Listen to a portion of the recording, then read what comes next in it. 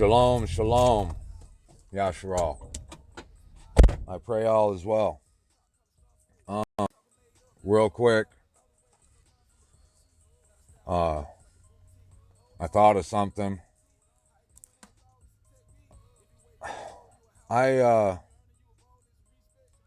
One thing I want to say is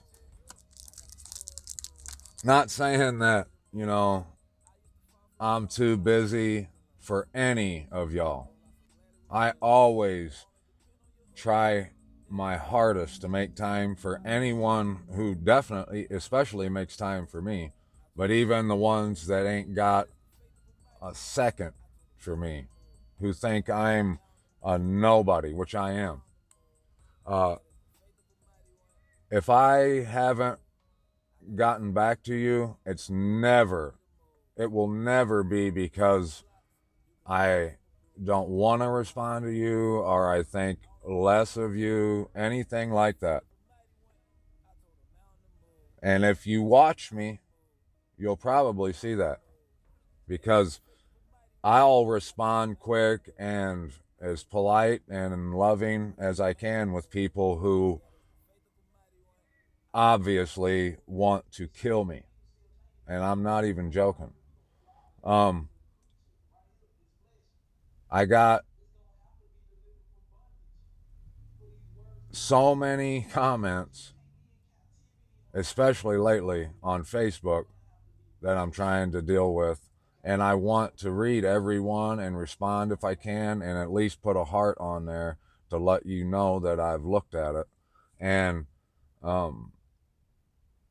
with so many haters, and even people that I know have no ears, their ears are turned off, I'm still gonna respond and make sure that I try and answer, try to, like 1 Peter 3:15 says, I want to, give everyone, whether they want to kill me or love me, a reason, the reason for my expectancy. Before I read that, let's go there real quick, shall we? Let's see. 1 Peter 3:15. But set apart Yahuwah, our Most High, in your hearts, and always be ready to give an answer to everyone asking you a reason concerning the expectation that is in you with meekness and fear. And I do that. I try my hardest. I fail tons. Victory, I don't know if I've ever tasted it. But the Most High, that's all he knows. And that's all I want, is to esteem him. And I've got so many people who are making assumptions, who are ready just to throw down with me because of what I've been saying about the name Jesus and Hail Zeus. And there's a few people on there who I would think would know about the whole thing I've been shouting about asking questions versus making assumptions. I've been talking about how it boils down to pride versus humility.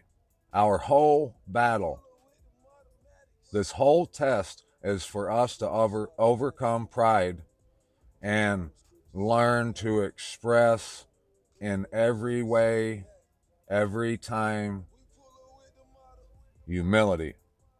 And I'll tell you right now that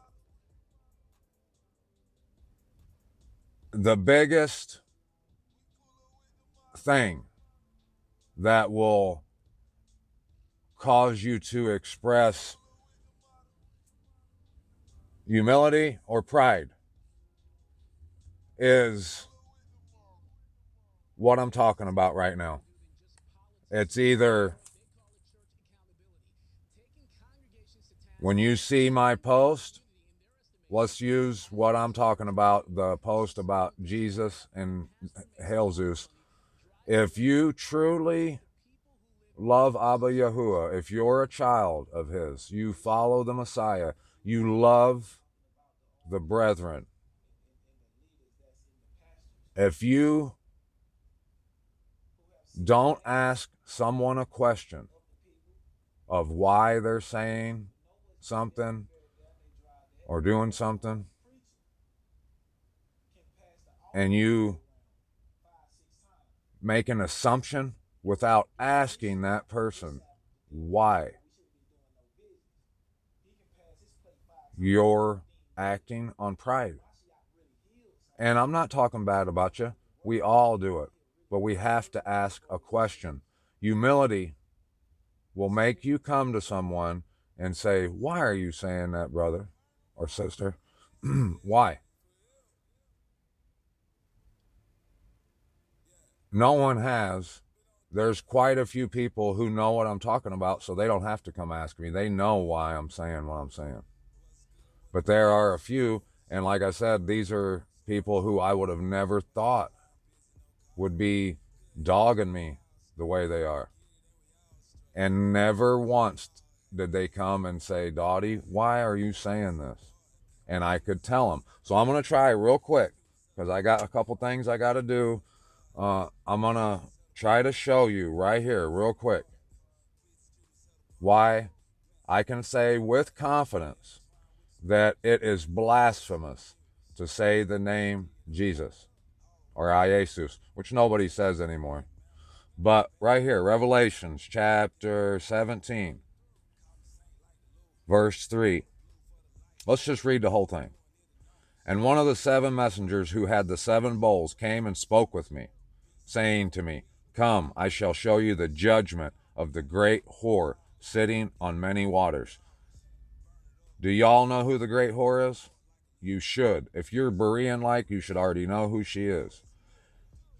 Verse 2, with whom the sovereigns of the earth committed whoring, and the inhabitants of the earth were made drunk with the wine of her whoring.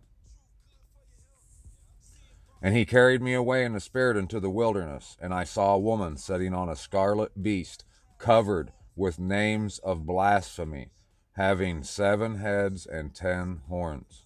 And the woman was dressed in purple and scarlet, and adorned with gold and precious stones and pearls, holding in her hand a golden cup filled with abominations and the filthiness of her whoring. And upon her forehead a name written, a secret, Babel the Great, the mother of the whores and of the abominations of the earth.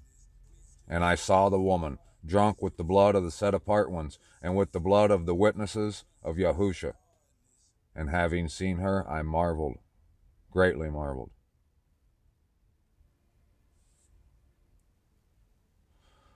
Who can we say with absolute confirmation, with all confidence, has been drunk with the blood of the set apart Mishpachah? Who can we point at and say they've been drunk with the blood of the set apart ones? You already know. It is the first beast. The first beast was the Roman Empire that eventually morphed into the Roman Catholic Church. Okay? We all know they have led the Inquisition. They sent Christopher Columbus to the Americas with 5 Hebrew language translators. He went on a killing spree of Hebrew Israelites. They came over here so they could go on a killing spree of the Native Americans, who are, for the most part, the ones they killed, Hebrew Israelites, Yasharal. And I can tell you with all the confidence I need that the Holocaust was totally funded and produced by that first beast, by the Vatican. And they're the only organization that has been drunk with the blood of the set apart ones.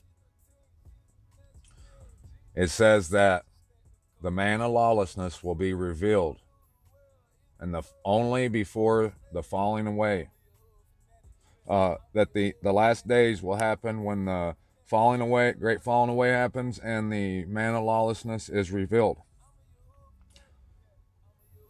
The reason I'm talking about Jesus, okay?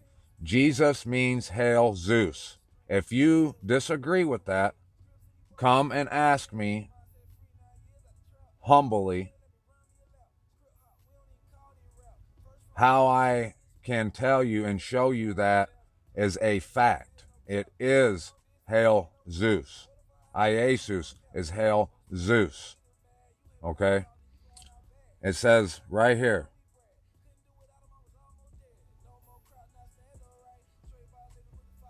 Verse 3, and he carried me away in the spirit into the wilderness, and I saw a woman sitting on a scarlet beast covered with names of blasphemy.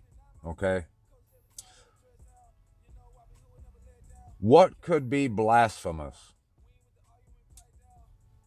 What names are there out there that could be blasphemous? Would Odin, would that name be blasphemous? How could that be blasphemous? Do you call the Most High Odin? I've never heard that before. But I tell you what you do call him. You call him Lord, which is Baal. That's blasphemous. When you address the Messiah, you do not address him by the name his father gave him.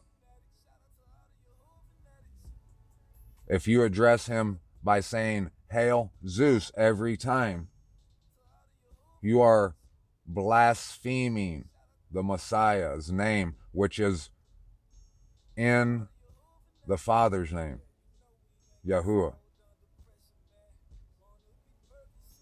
It started out with iesous, and after that woman, that whore, went and had a monk go into a hole for 3 years and create the Latin English language to cast spells on the minds of the people, and especially Yasharal. They come up with the J, shaped it like a hook, because that was their true intention for it.